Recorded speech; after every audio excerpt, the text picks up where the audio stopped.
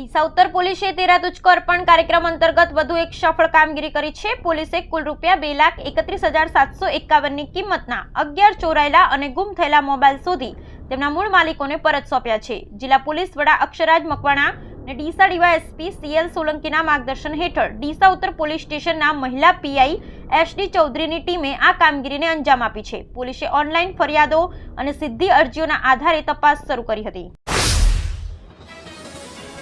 પાલનપુર પાલિકાની સોમવારે સાધારણ સભા યોજાઈ હતી, જેમાં હનુમાન ટેકરી સ્થિત સર્વે નંબર 540 પૈકીની જમીનમાં ઝોનલ ઓફિસ બનાવવા માટે જમીનની માંગણી કરતી દરખાસ્ત કરવામાં આવી હતી।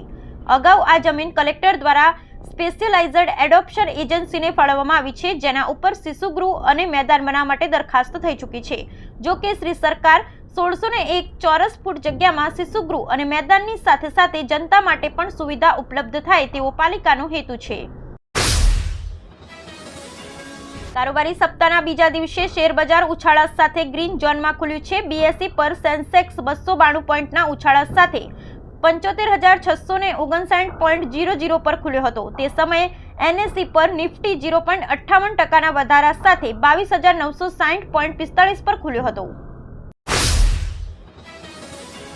અમેરિકાના રાષ્ટ્રપતિ તરીકે ડોનાલ્ડ ટ્રમ્પે શપથ ગ્રહણ કર્યા બાદ હાલ યુએસએમાં ગેરકાયદેસર રહેતા લોકો કે જેમાં ભારતીયોને પણ સામેલ છે તે લોકોને હાલ ડિપોર્ટ કરવામાં આવી રહ્યા છે।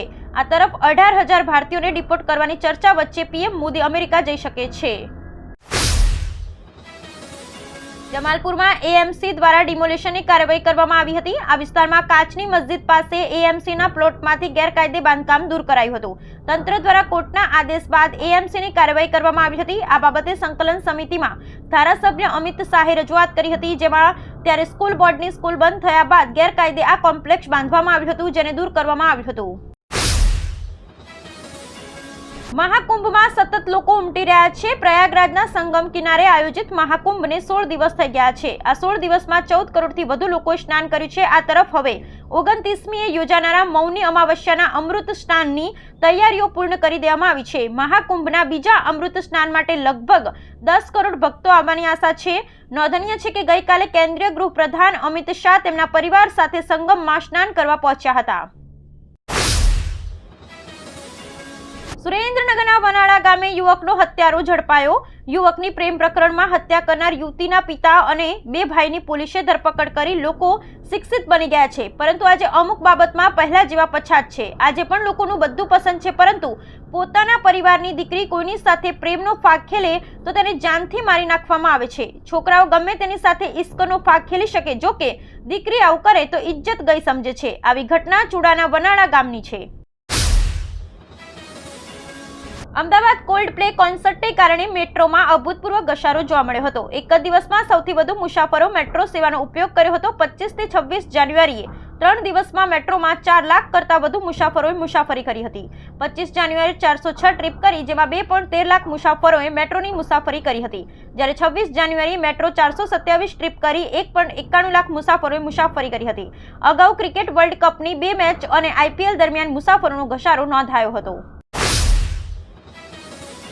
કચ્છના મુન્દ્રામાં એસીના કમ્પ્રેસરમાં બ્લાસ્ટ થવાની ઘટના સામે આવી છે। રહેણાંક મકાનમાં લગાવેલા એસીના કમ્પ્રેસરમાં બ્લાસ્ટ બાદ વિકરાળ આગ લાગતા પિતા પુત્રી ઊંઘમાં જ બળીને ભડથું થઈ ગયા છે, જ્યારે માતાને ગંભીર હાલતમાં સારવાર અર્થે હોસ્પિટલ ખસેડવામાં આવી છે, જ્યાં તેમની હાલત નાજુક હોવાનું જણાઈ આવ્યું છે।